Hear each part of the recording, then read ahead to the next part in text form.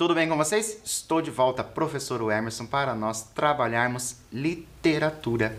E nesse período que a gente tem trabalhado literatura, vocês já pararam para pensar quanta coisa a gente já conversou sobre os textos? Quantos textos diferentes a gente já conseguiu fazer a leitura? E você? Você já se apaixonou pela literatura? Já começou a fazer as suas leituras, aquelas que você mesmo faz as escolhas? Porque, claro, aqui a gente mostra para vocês algumas possibilidades de textos, mas eu sei que você tem um gosto particular, que às vezes o seu gosto não é o mesmo do gosto dos textos que estão apresentados, mas por isso eu te convido, sim, faça as leituras, procure se encontrar com essa leitura, com esses textos literários, divertir-se com esses textos literários, porque os textos, eles nos fornecem tudo isso, né? A gente pode conhecer os personagens, já falei tantas vezes isso para vocês.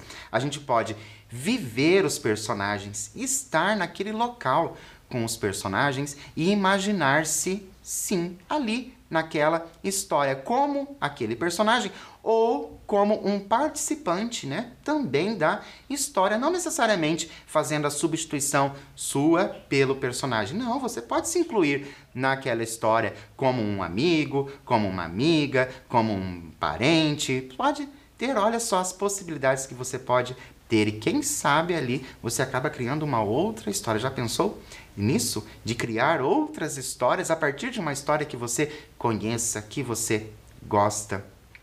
Vocês já vão entender por que eu estou falando tudo isso. Então, para a gente iniciar hoje, eu trago para vocês, olha só.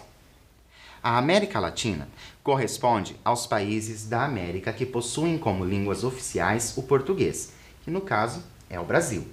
O francês, que está lá, o Haiti e as ilhas do Caribe.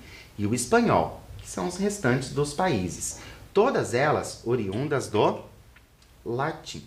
Então, eu chamo a atenção de vocês que a gente vai falar da América Latina. Então, tem todas essas línguas. Então, tem o português que nós falamos aqui no Brasil, tem o francês, que é lá do Haiti, e a gente tem recebido muitos haitianos aqui, muito próximos da gente, tem os haitianos. Então é interessante, às vezes, a gente entender ali de onde eles vieram, qual era a língua que eles falavam, tentar conhecer um pouquinho das histórias. Olha só a dica que eu estou dando para vocês. Um pouquinho das histórias daqueles países, as histórias que são contadas naqueles países. Por que eu estou falando isso para vocês? Porque olha só, eu trago para vocês esse livro que nós vamos conhecer hoje. Nós vamos conhecer esse livro, Contos Populares para Crianças da América Latina. Como vocês podem observar, o livro já está bem datado. Ele está bem amarelado. Conseguem perceber como ele está bem amarelado? Por quê? Porque é um livro lá dos anos de 1980. Conseguem pensar? Olha, 1980, então já há mais de 40 anos que tem esse livro aqui e que vai contar esses contos populares, né? Mas contos populares de onde? Contos populares da América Latina. Você conhece algum conto popular aqui do Brasil? Você conhece algum conto popular do Brasil? Já pensou sobre isso? Depois pergunte para alguém, se tiver alguém aí próximo a você, nesse momento, pergunte, conhece algum conto popular? Mas se não tiver, pergunte depois, conhece algum conto popular? E quem sabe essa pessoa vai fazer essa contação desse conto popular para você. Então é bem interessante a gente ir conhecendo. Então, olha só, este livro traz 8 contos populares, cada um de uma região da América Latina, ou seja, República Dominicana, Colômbia, Guatemala, Nicarágua, Venezuela, Equador, Peru e Brasil. Então, este livro vai trazer os contos desses países e o Brasil ali está incluso. Mas eu já vou dar uma dica para vocês que o conto que nós vamos ler não é do Brasil, não. É de um outro país. E por isso eu já te convido para a gente ver algumas imagens. Então, veja algumas imagens. Preste bem atenção nessas imagens. Tente relacionar essas imagens a alguma coisa que você já tenha visto na TV ou visto em livros, mas tente fazer algumas relações. Então, apresento para vocês a nossa primeira imagem. Olha só, nessa imagem, o que você vê? De qual local será que é essa imagem? Será que essa imagem é do Brasil? Será que é de outro país? Mas se for de outro país, de qual outro país pode ser? Olha a outra imagem que também apresento para vocês. E essa? Conhece essa imagem? Já viu algo assim? Ou na TV, ou na internet, ou em livros? Sabe de onde essa imagem é? E agora coloco para vocês essas mãos trabalhando. Essas mãos trabalhando remete a quê? Lembrem-se, nós estamos falando da América Latina, certo? E agora eu te convido para quê? Agora a gente já viu as imagens, nós já vimos as 3 imagens, tá? Essas imagens estão relacionadas, certo? E agora eu te convido para a gente pensar um pouco. De acordo com as 3 imagens, aquelas 3 imagens apresentadas, de qual país da América Latina será a nossa história de hoje? Vou dar um tempinho para você escrever ou mesmo pesquisar e eu já volto.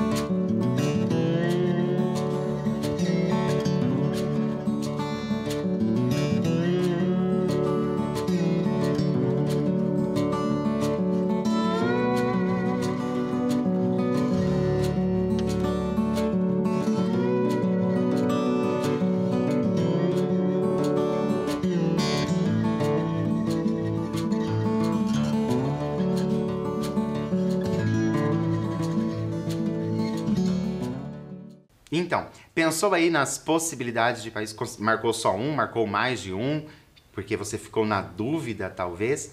E agora, se eu te apresentar essa bandeira. Olha só, eu tenho esta bandeira. Eu vou dar mais um tempinho para você, caso você não tenha marcado, pesquisar sobre essa bandeira e eu já volto.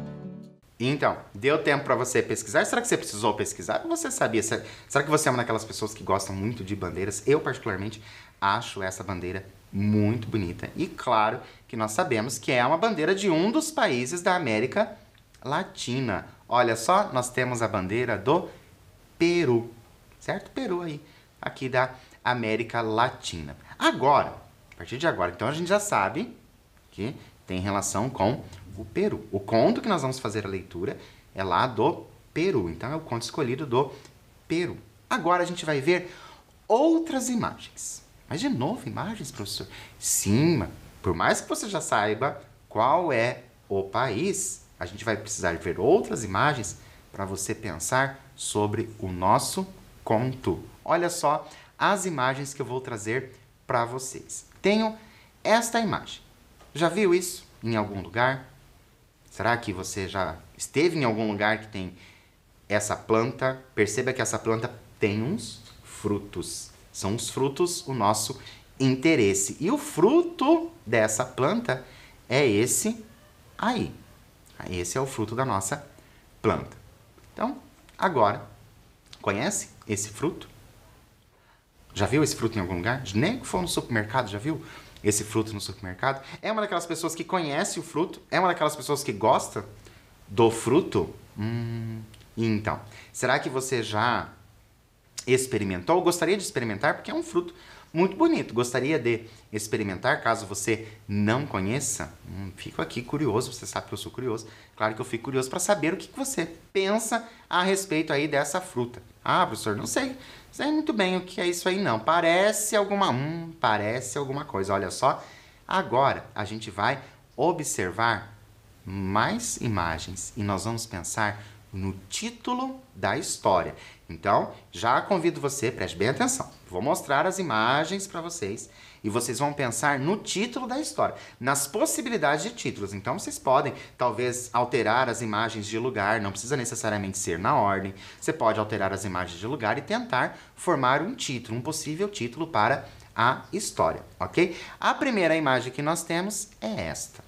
Esta imagem remete o quê? Lembra o quê? Depois nós temos aquela imagem do fruto. Olha só o fruto ali, como ele realmente é belíssimo, ainda mais cortado, parece muito bom. E agora eu tenho uma imagem que possivelmente vocês conheçam, né? Seja mais próximo de vocês, que é esta. E agora, qual será o título da nossa história? Vou dar um tempinho para você e eu já volto.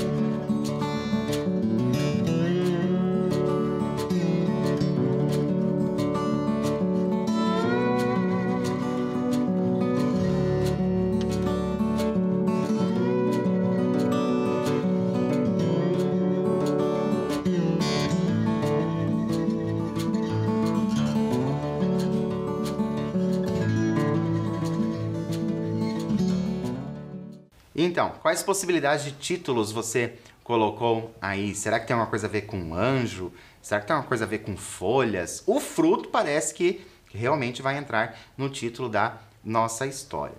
Caso você não tenha conseguido saber o título da história, não se preocupe. Significa que você criou outros títulos possíveis, certo? Mas depois que você descobrir o título da nossa história, pergunte para alguém mais velho que você, aí alguém bem mais adulto, tá? Não adianta ser aí um adolescente que possivelmente ele não conheça, mas pergunta para alguém mais velho, ou avô, tio, vizinho, vizinha, alguém que seja bem mais velho, que possivelmente esta outra pessoa vai saber do que nós estamos falando, porque o título da nossa história, olha só, é A Vara de São Marmelo.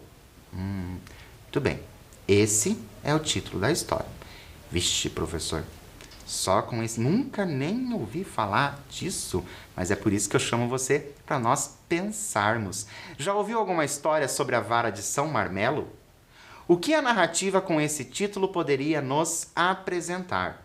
Então, por mais que você não tenha, olha só, presta bem atenção, nunca ouviu falar, né, a vara de São Marmelo, não conhece nenhuma história, mas assim... Por mais que você não conheça, o que a história poderia nos apresentar? Porque você já sabe que marmelo é um fruto. Então, o que a história poderia nos apresentar? Um tempinho para você e eu já volto.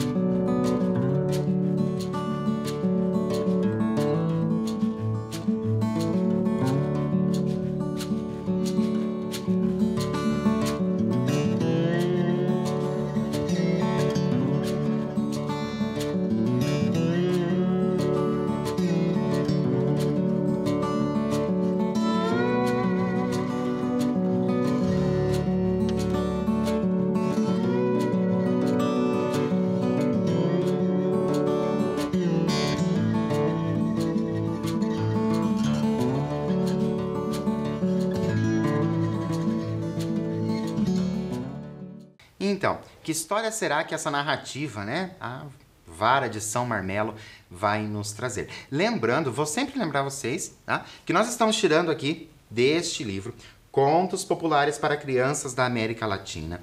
É um livro, lembra que eu falei para vocês já? É um livro lá dos anos de 1980. Talvez você até conheça a história já. Talvez você já até conheça esses contos, essa história. Mas pode ser que ao longo do tempo essas histórias são modificadas. Porque vocês lembram que a gente já falou que os contos, por serem tradições orais ali, ao longo do tempo eles vão sendo alterados. As pessoas vão colocando de acordo ali com alguma coisa da sociedade. Então é muito comum você, conheço isso, já ouvi isso em algum lugar, mas é diferente. Não tem problema, porque os contos, tendo ali o seu princípio nas narrativas orais, eles podem sim se alterar ao longo do tempo. E falando dessa edição, que é dos anos de 1980, nós temos aí mais de 40 anos. Então, afinal, eu te convido para a gente fazer a leitura na Vara de São Marmelo. Acompanhem comigo. Casimiro, um camponês simples e trabalhador, morava com seu irmão Ferdinando em uma casa simples em um sítio. Mas o problema de Casimiro era que Ferdinando era um rapaz forte e habilidoso, mas preguiçoso. Para ser mais exato, era super preguiçoso. Passava o dia todo contemplando as mãos e Casimiro tinha que levantar a cerca do sítio, carregar tijolos, tirar os animais do curral, ordenhar as vacas, regar a horta, consertar o telhado da casa e levar as couves e as cebolas para o mercado. Levantava-se ao alvorecer e despertava o irmão dizendo: Ferdinando, vou até ao mercado levar as verduras. Prepare o café que eu volto logo. Ferdinando, vendo da janela que as estrelas ainda brilhavam no céu, respondia: Já estou levantando, Casimiro, já estou levantando. Quando Casimiro saía, ele se virava para o outro lado e dizia: Só mais um pouquinho, e voltava a pegar no sono. Nesse momento, que nós já fizemos a leitura da introdução da nossa história, eu chamo a atenção de vocês para esse finalzinho. Só mais um pouquinho e voltava a pegar no sono. Já aconteceu isso com vocês? De vocês estarem ali dormindo, né? Você tem um compromisso, está ali dormindo, e aí você fala só mais um pouquinho, e quando você percebe, você perdeu a hora, e depois você tem que acabar fazendo tudo correto, correndo, ou mesmo perder o compromisso que você iria por conta desse só mais um pouquinho. Será que é isso que vai acontecer com esse nosso personagem Ferdinando? Porque a gente já percebeu e já foi dito pelo nosso narrador que ele é uma pessoa preguiçosa. Eu te convido para a gente pensar um pouquinho. Olha só, qual poderia ser a reação de Casimiro ao chegar e ver que o irmão continuava dormindo? Afinal, esse só um pouquinho a gente sabe no que vai dar. Vou dar um tempinho para você e eu já volto.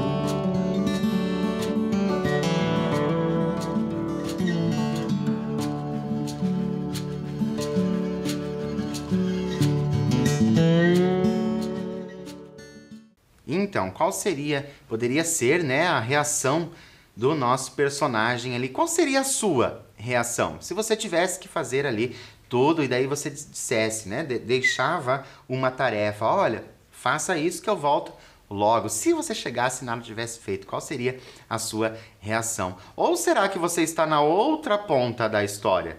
Que alguém deixou uma tarefa para você e você, com essa história de mais um pouquinho, perdeu e a pessoa chegou e você não fez o que deveria ter sido feito. Olha só, seria um ótimo momento para a gente poder ali conversar e discutir isso juntos sobre essas nossas histórias de vida, que agora a gente acaba tendo aí essas histórias de leitura. Mas vamos continuar porque a gente precisa saber como que essa história vai acontecer e, afinal, e esse marmelo? E essa vara de São Marmelo? Até agora, nada, professor. Será que vai aparecer mesmo? Ah, vai. Isso eu garanto para vocês. Então, acompanhem comigo.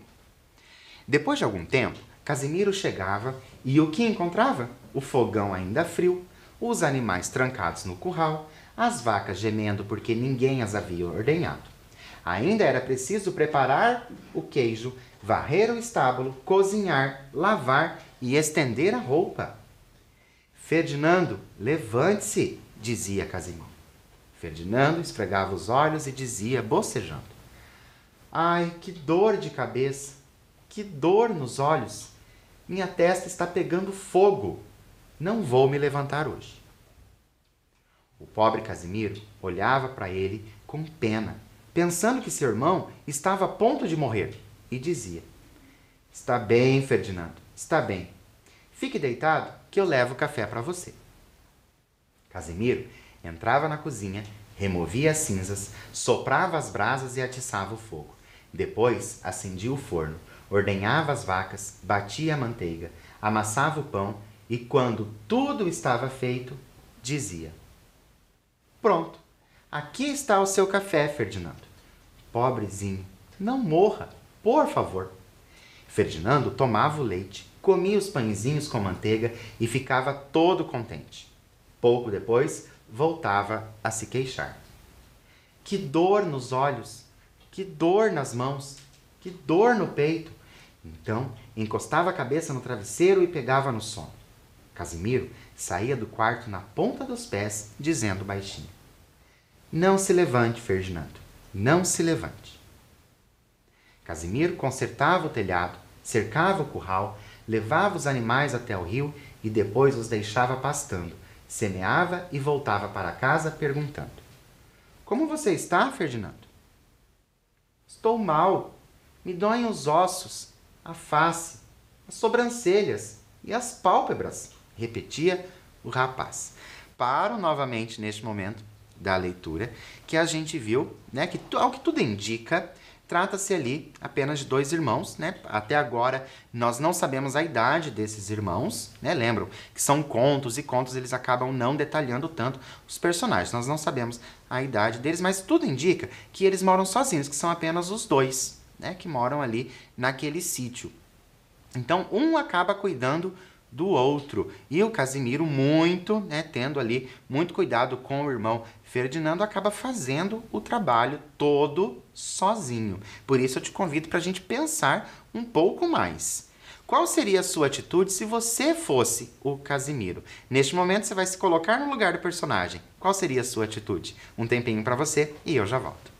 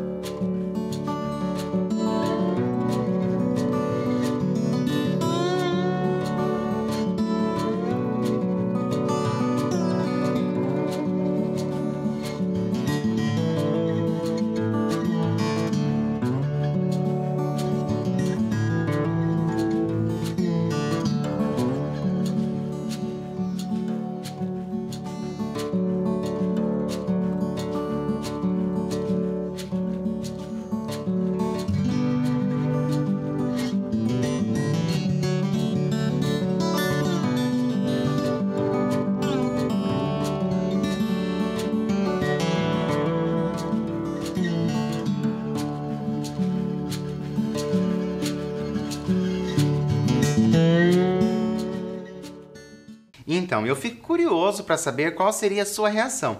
Por quê? Porque Casimiro é aquela pessoa que faz tudo, né? Será que você brigaria com o seu irmão por ele estar ali se enrolando para fazer, mostrando preguiça? Ou será que você era daquelas pessoas que iam realmente querer ajudar, porque sabia que ele estava ali sofrendo, como ele mesmo diz, o Ferdinando, que está com muita dor, inclusive dor na sobrancelha. Interessante essa dor na sobrancelha. Mas vamos continuar a nossa história para a gente saber, afinal, quando entra essa vara de São Marmelo. Olha só.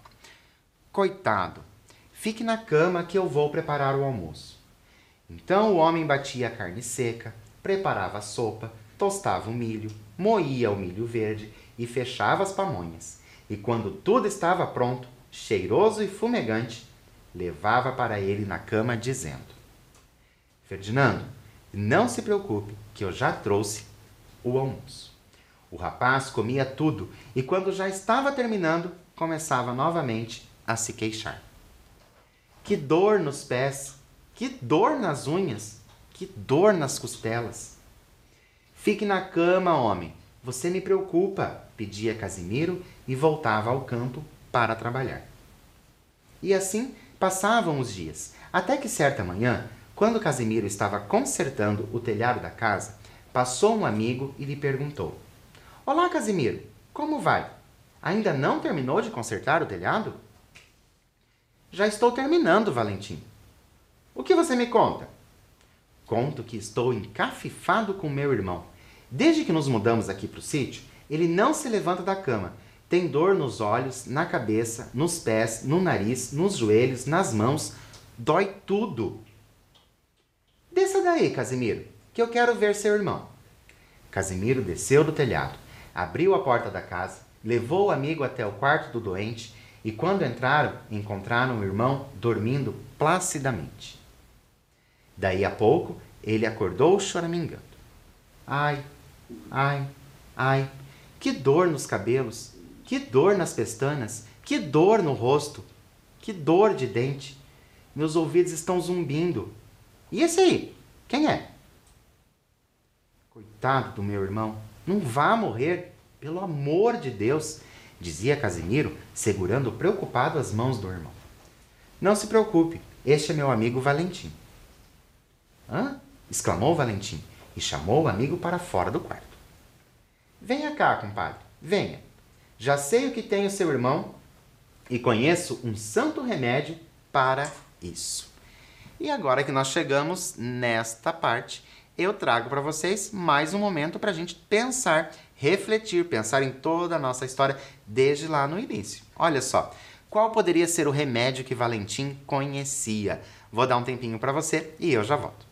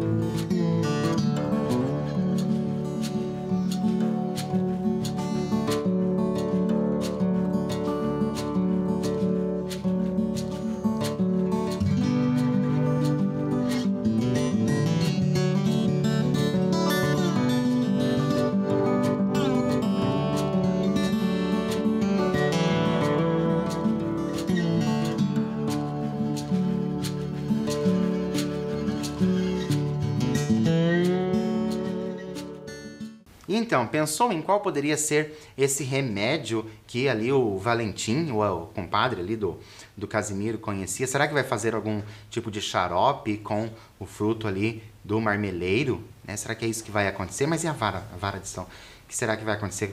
Ah, será que é algum tipo de raiz que vai utilizar para fazer? Né? Muitas possibilidades podem acontecer. E é claro que a gente vai descobrir juntos o que acontece. Então acompanhem lá.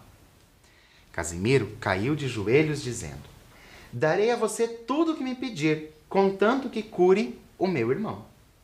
Trata-se de um santo milagroso que vai curar imediatamente e para sempre todos os males desse rapaz, afirmou Valentim. E você não tem esse remédio aí para me dar, compadre? Perguntou Casimiro ansioso. É para já, respondeu Valentim, dando-lhe uma vara de marmelo. O único remédio que pode curar o seu irmão é a vara de São Marmelo. E o que é que eu faço com ela? Perguntou o bom Casimiro. Basta mostrá-la de longe, que você vai ver como seu irmão ficará bom depressa. Não me diga, só assim? De longe? Na manhã seguinte, Casimiro acordou cedo. As estrelas ainda brilhavam no céu. Imediatamente despertou o irmão, dizendo: Ferdinando, levante-se para preparar o café, que hoje eu não vou ao mercado levar os repolhos e as abóboras. Hoje vai você. Paro novamente a nossa história, porque agora, né, a vara de São Marmelo já apareceu na história. Diz o Valentim que vai ser um santo remédio, né? E o Ferdinando, já com o remédio em mãos, já chega com uma outra postura, né? Ele já diz que não vai, que é o irmão que vai. Mas olha só, como você acha que Ferdinando reagirá à ordem do irmão? Vou dar mais um tempinho para você e eu já volto.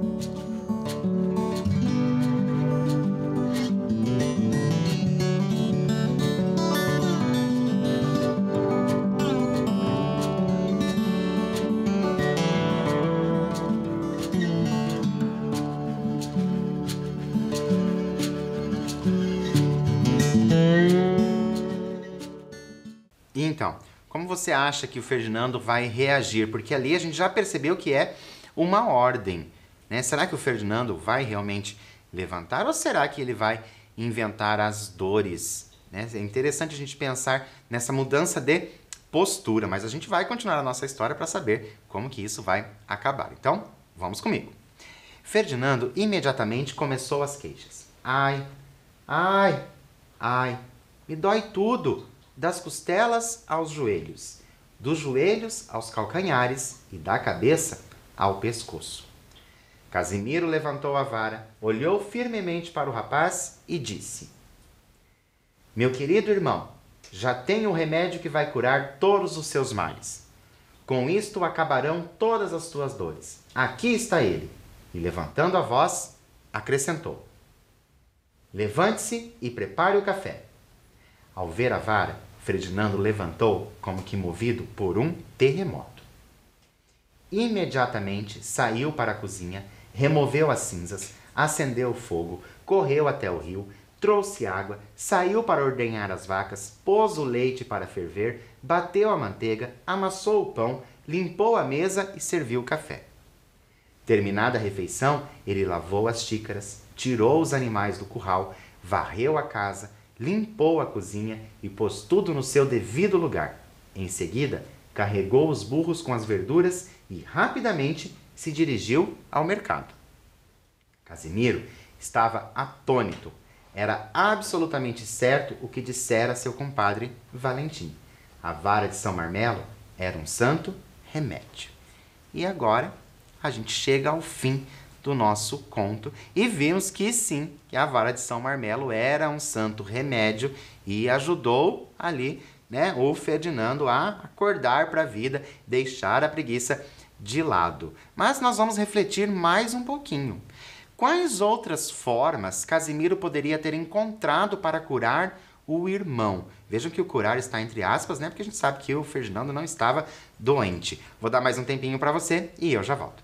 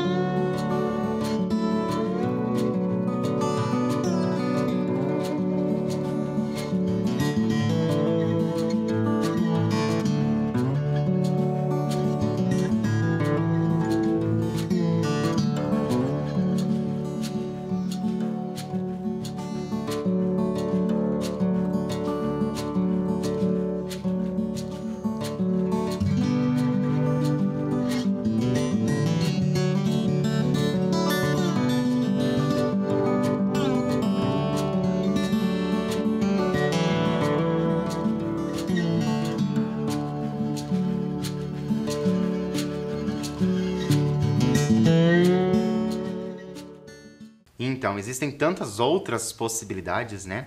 Além de ameaçar ali o irmão. Mas, enfim, fico curioso para saber qual seria o que, né? Quais outras possibilidades que você colocou aí. Mas então, você gostou? Gostou da história da vara de São Marmelo? É uma história interessante? Conhecia essa história? Depois você pergunte para alguém. Mas eu trago para vocês algo para vocês refletirem a respeito, certo? Se fosse você naquela situação, o que teria feito com o seu irmão ou mesmo irmã? Vou dar um tempinho para você e eu já volto.